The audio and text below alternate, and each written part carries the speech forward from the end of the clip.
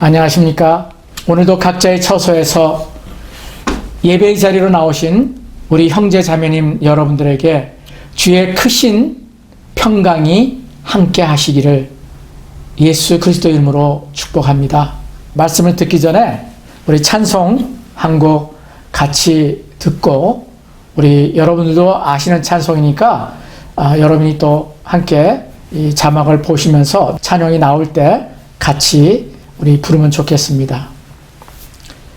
내 영혼이 그 깊은 데서.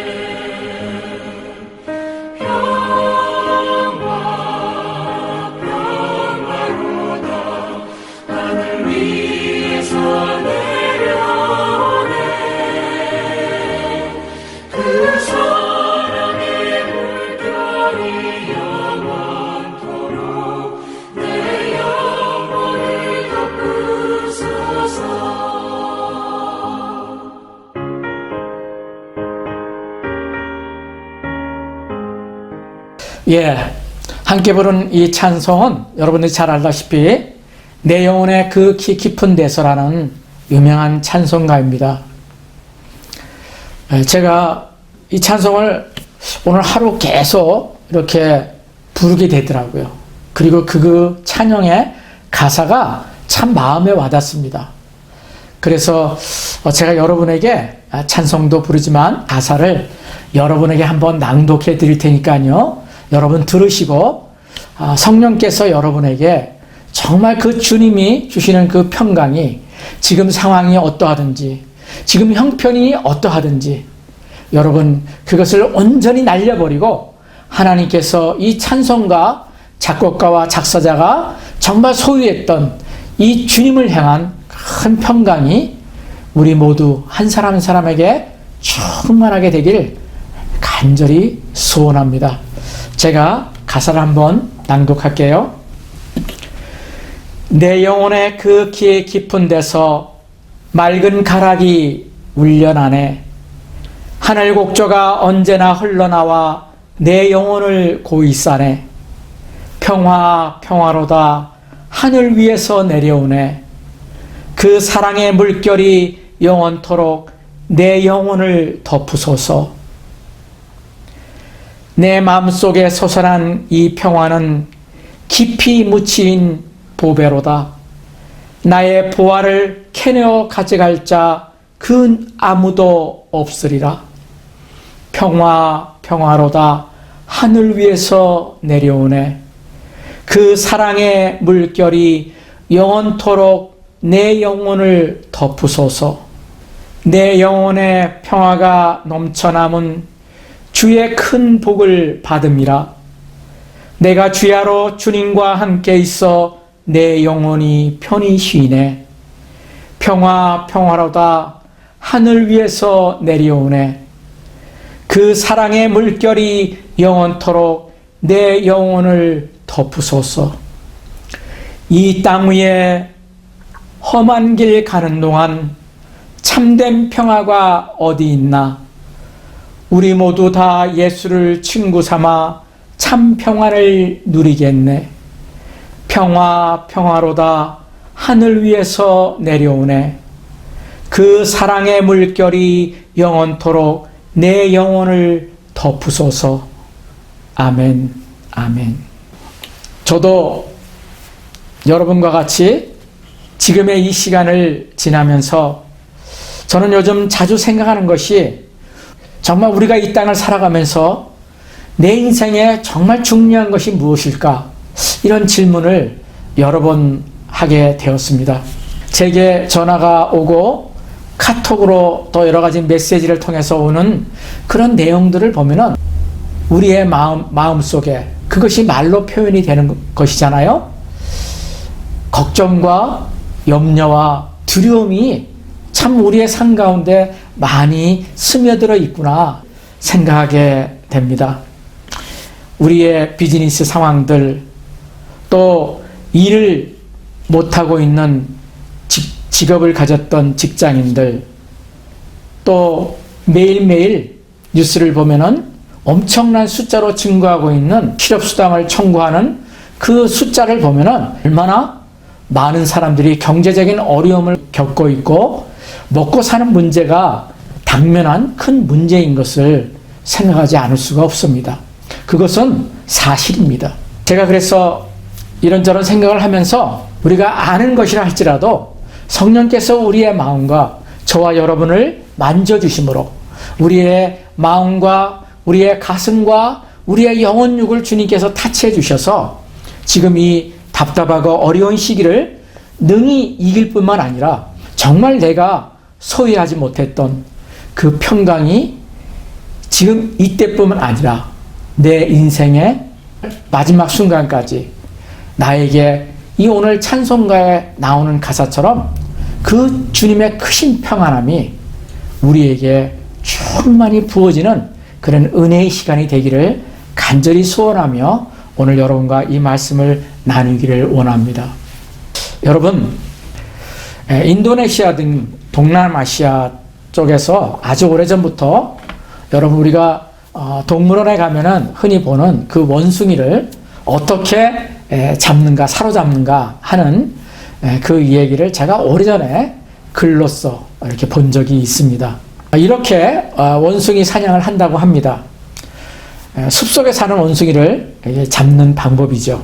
첫 번째, 제가 한 두 가지를 소개해 드리고 싶은데, 첫 번째, 원숭이는 나무 위에 있기 때문에 마취총을 쏴서 잡으려고 하는 사람도 있지만, 마취총을 잘못 이렇게 쓰면은 그 원숭이가 사로잡히는 게 아니라 죽을 수 있는 그 위험이 있어서 원주민들이 썼던 전통적인 방법을 이 원숭이 사냥할 때 쓴다고 합니다.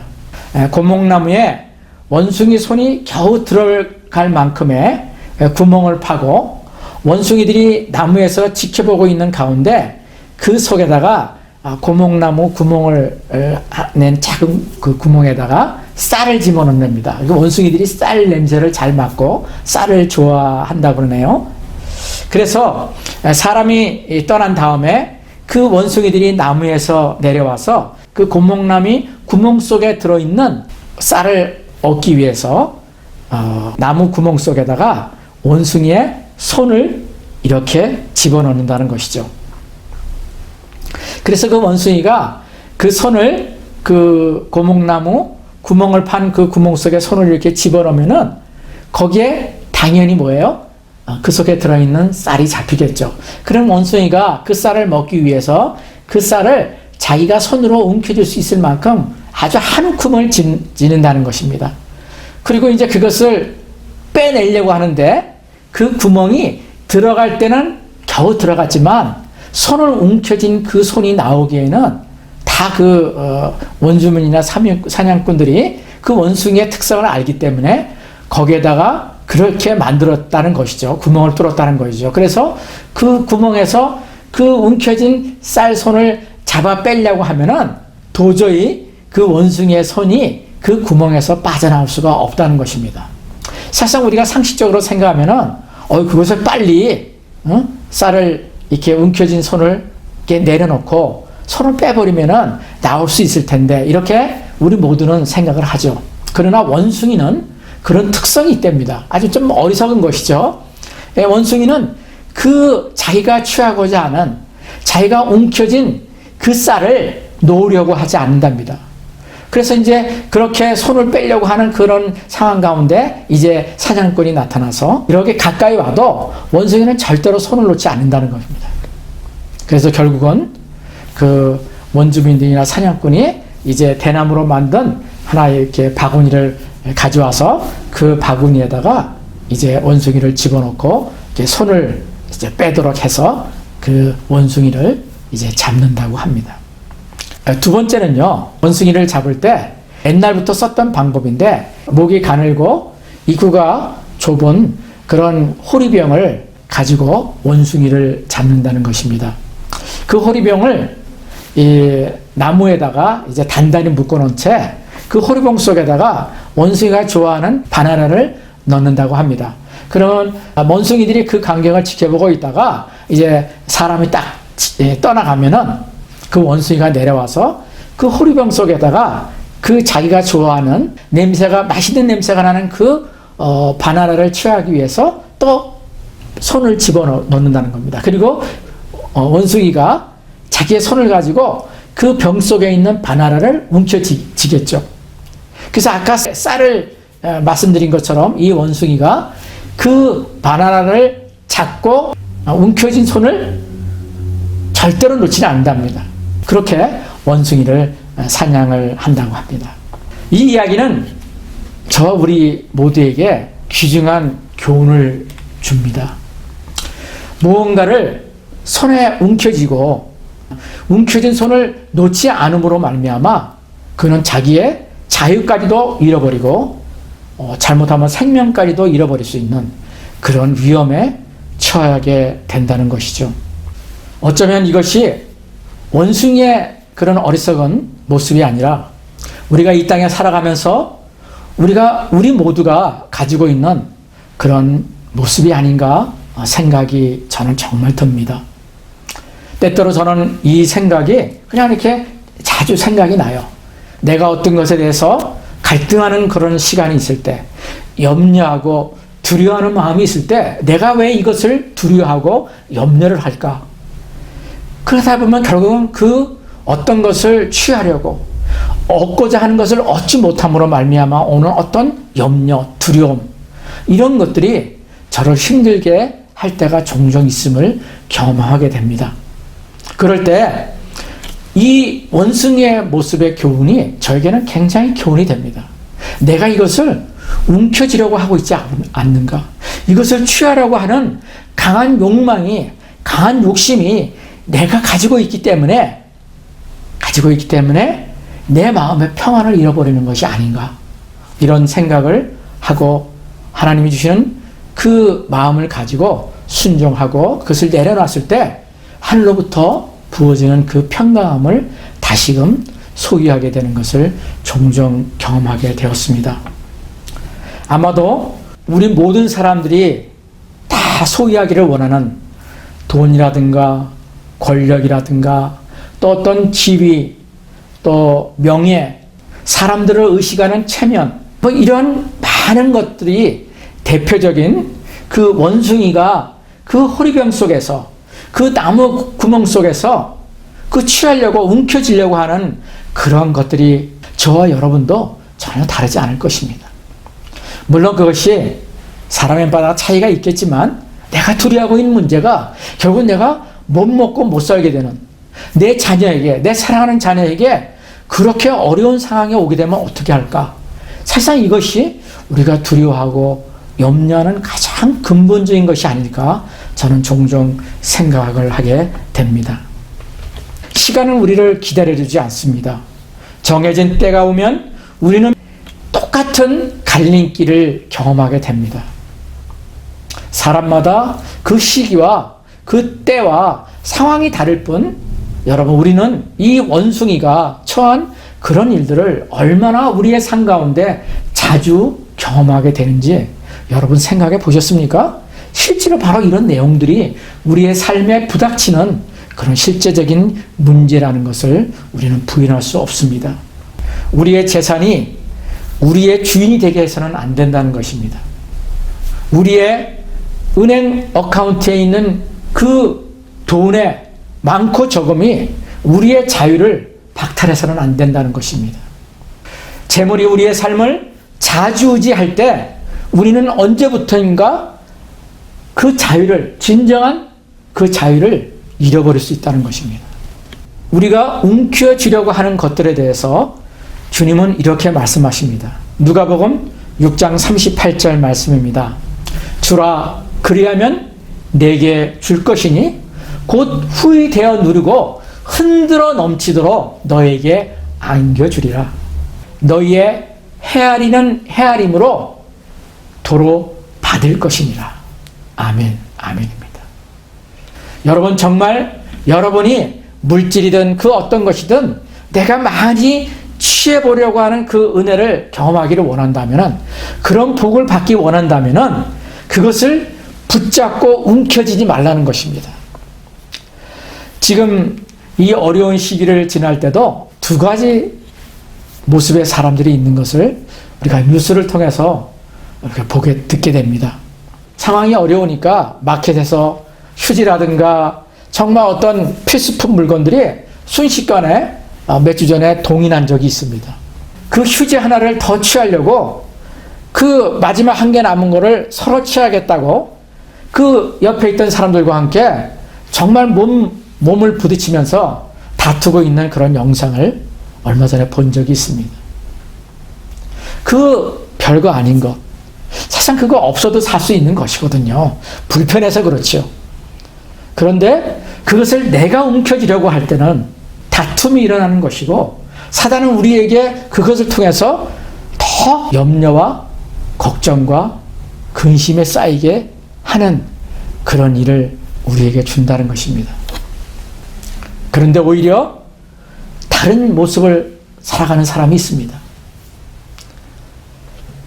구하기 힘든 그 마스크를 자신의 돈으로 사서 마스크가 없다는 사람을 위해서 나눠주고, 또 병원의 간호사들이 또 의료진들이 이 마스크가 부족하다는 소식을 듣고 그것을 구입해서 정 병원에다가 찾아가서 도네이션 하는 사람들의 얘기도 자주 듣곤 합니다.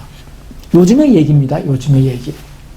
정말 많이 얻으려고 한다면 그것을 붙잡지 말고 그것을 움켜쥐지 말고 우리가 다른 사람들에게 그것을 나누는 삶을 살기를 간절히 소원하며 저와 여러분이 그러한 삶을 진정으로 살아가기를 간절히 소원합니다.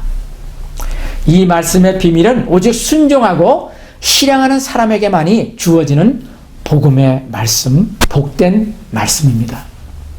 저는 오늘 이 예언을 통해서 여러분에게 우리가 이 땅에서 평안을 소유하기 위해서는 그 찬송가 가사 속에 있는 그 평강을 소유하기 위해서는 첫째, 나를 포기해야 된다는 것을 여러분에게 나누고 싶습니다. 베드로전서 5장 7절, 여러분 너무나도 잘 아시는 말씀이죠. 너희 염려를 다 주께 맡겨버리라. 이는 그가 너희를 돌보심이라. 여러분, 아직 일어나지도 않은 일을 염려하는 사람들이 얼마나 많습니까? 내일이 아직 오지도 않았는데, 한 달 후의 일이 아직 나에게 임하지도 않았는데, 1년 후의 일이 나에게 아직도 임하지 않았는데 미리 염려를 합니다.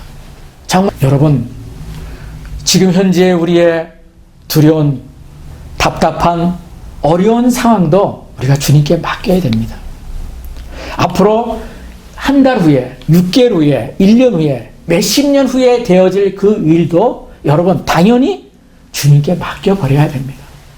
그것은 우리가 붙들고 염려하고 그것을 끌어안고 움켜쥐면서 뭔가를 해결한다고 해서 되는 것이 아닙니다. 주님이 도와주셔야 됩니다. 여러분, 두 번째, 감사하는 생활을 통해서 평안이 임한다는 것입니다.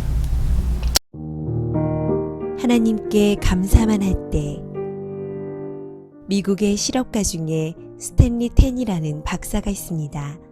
그는 회사를 크게 세우고 돈을 많이 벌어서 유명하게 되었는데 1976년에 갑자기 병이 들었습니다. 척추암 3기라는 진단을 받았습니다. 당시 척추암은 수술로도 약물로도 고치기 힘든 병이었습니다. 이 사실이 알려지자 사람들은 그가 절망 가운데 곧 죽을 것이라고 생각하였는데 몇 달 후에 그가 병상에서 자리를 툭툭 털고 일어나 다시 출근했습니다. 사람들은 깜짝 놀라서 아니 어떻게 병이 낫게 된 것입니까? 하고 물었습니다.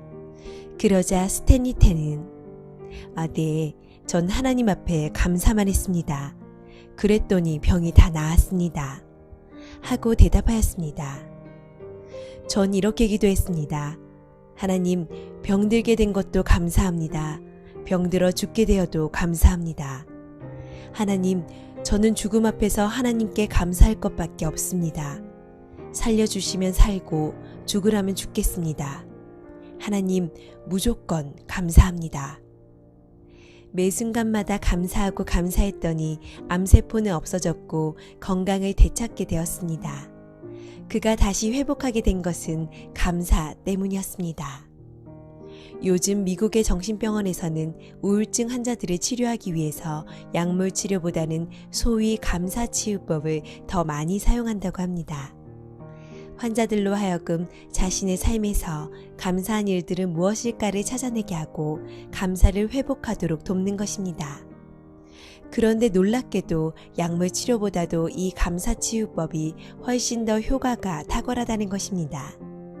이 감사치료법은 단지 정신과적인 치료에만 효과가 있는 것이 아니라 스탠리 텐의 경우와 같이 육체의 질병에도 대단한 효과가 있다고 합니다. 일본 해군 장교인 가와가미 기이치 씨는 2차 세계대전이 끝난 후 고향에 돌아오고 나서 하루하루 사는 것이 짜증이 났고 불평, 불만이 쌓여져 갔습니다.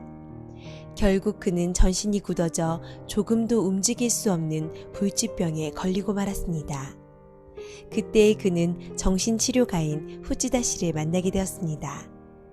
후지다 씨는 그에게 매일 밤 감사합니다 라는 말을 10,000번씩 하세요 라고 처방했습니다. 기이치 씨는 자리에 누운 채로 매일 밤 계속해서 감사합니다라는 말만 계속했습니다. 매일 감사합니다를 했기 때문에 감사가 몸에 배어 있게 되었습니다. 어느 날 아들이 2개의 감을 사와서 아버지 감을 잡수세요 라고 말했는데 그때 아들에게 감사합니다라고 말하면서 손을 내밀었는데 신기하게도 손이 움직였고 차츰 뻣뻣하게 굳어져 있었던 목도 움직여지게 되었습니다. 말로만 하던 감사가 실제 감사가 되었고 불치병도 깨끗이 낫게 한 것입니다. 사람의 병은 대부분 스트레스에서 옵니다. 스트레스의 원인은 마음의 상처와 부정적인 생각입니다. 그래서 감사의 마음을 가지면 모든 스트레스와 병을 이길 수 있습니다. 세계 최고의 암 전문 병원인 미국 텍사스 주립대 MD 앤더슨 암센터에 31년간 봉사한 김의신 박사는 신앙이 암 치료에 실제적인 효과가 있다고 소개하면서 교회 성가대원들과 일반인들을 비교해 보니 성가대원들의 면역세포 수가 일반인보다 몇십 배도 아닌 무려 1000배나 많은 것으로 측정되었다고 합니다. 감사로 찬양하고 사는 것이 그만큼 건강에 유익하다는 것입니다. 감사는 스트레스를 완화시키고 면역계를 강화하며 에너지를 높이고 치유를 촉진합니다. 감사는 정서에 좋은 반응을 일으켜 혈압을 떨어뜨리고 소화작용을 촉진한다고 합니다. 1998년 미국 듀크 대학병원의 해로드 퀘니이와 데이비드 라슨 두 의사가 실험 연구한 결과에 의하면 매주 교회에 나와 찬양하고 감사하며 예배를 드리는 사람들은 그렇지 않은 사람보다 평균 7년이 더 오래 산다는 사실을 밝혀냈습니다. 존 헨리 박사도 감사는 최고의 항암제요, 해독제요, 방부제이다라고 말했습니다. 감기약보다 더 대단한 효능을 가진 것이 감사약입니다. 우리가 기뻐하며 감사하면 우리 신체의 면역체계를 강화시켜준다고 합니다. 매일 감기약이 아니라 감사약을 먹어야 합니다.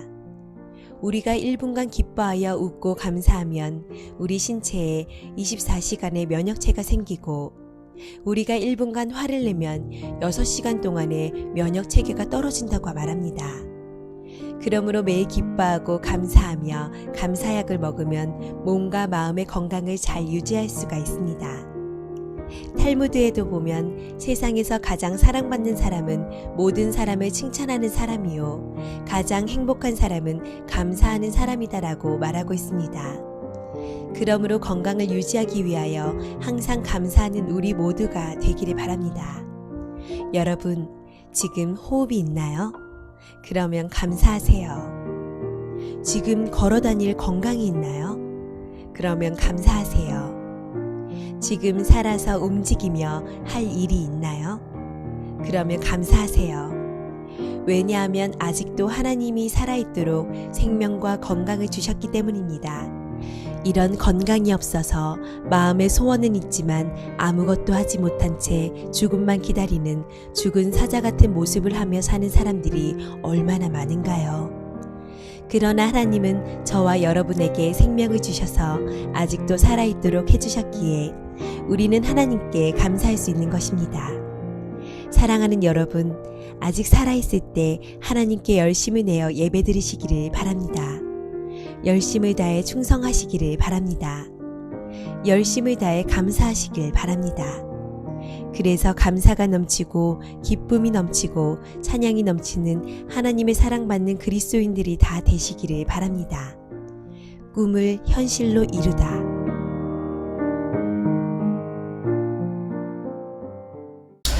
여러분, 얼마나 자주 제가 여러분과 이 말씀을 나눴습니까? 제 인생 가운데 이 말씀을 소유하게 된 것이 저는 정말 너무나도 다행스럽고 너무나도 감사한 내용입니다.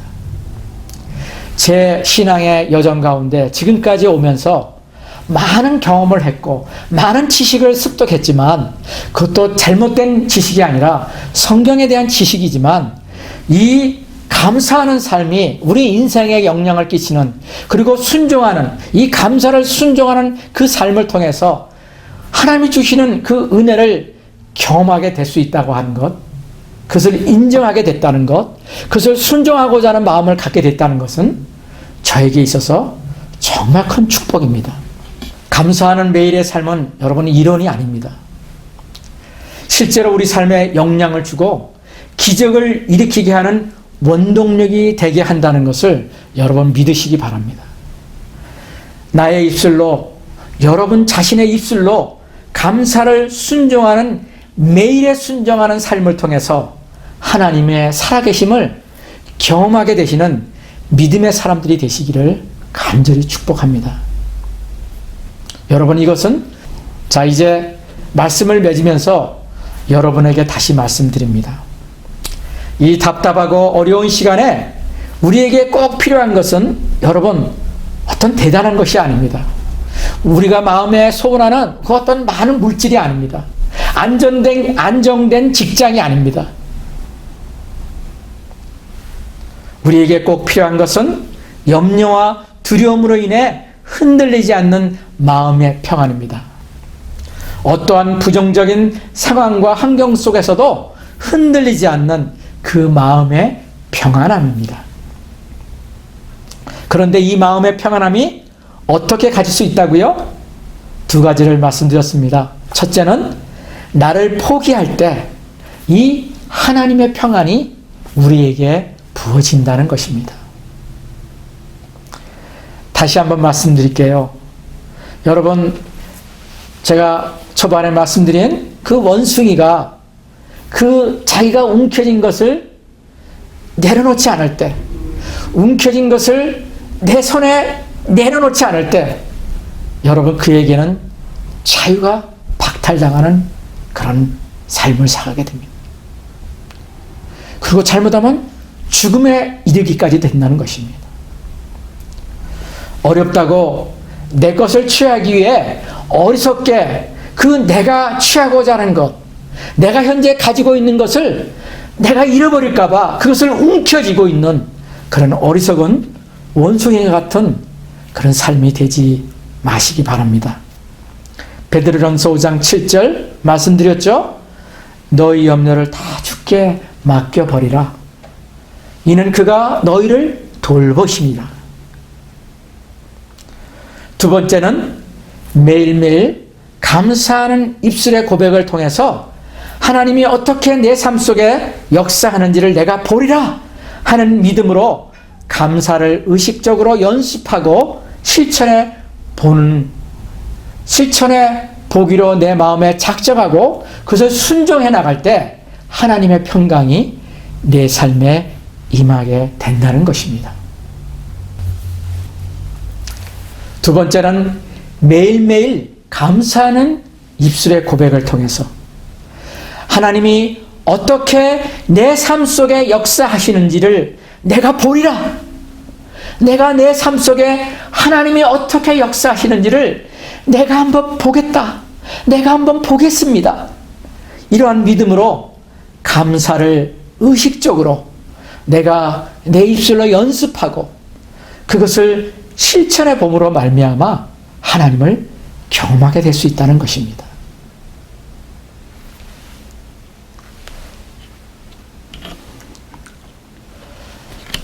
여러분, 쉽지 않은 시간을 지나고 계시죠? 집에서 여러분 참 답답하시죠? 아이들과 함께하는 부모님들은 특별히 얼마나 힘드십니까? 직장에 매일 나가던 그런 일상이 힘들기는 했지만 그 시간들이 얼마나 소중한 것이라는 것을 여러분 느끼시죠? 그러나 여러분, 이 힘들고 어려운 시기라고 해서 다 안 좋은 것은 아니라고 어떤 사람들은 얘기를 합니다. 함께하지 못했던 그 가족과의 시간을 갈 수 있다는 그런 생각에 또 반전을 통해서 좋은 것들을 나누고 있는 사람들을 종종 듣습니다. 여러분의 생각을 한번 바꿔보세요. 생각을 한번 전환시켜 보세요. 내가 지금 힘들고 어려운 것을 가지고 염려하고 걱정하고 힘들어하는 것이 아니라 지금 현재 내게 오히려 유익하고 내게 도움이 되고 있고 내가 예전에 경험하지 못했던 좋은 것은 이런 것은 어떤 것인가? 좋은 것은 무엇인가? 그런 것들 여러분 한번 생각해 보시고 하나님 앞에 한번 나가보세요.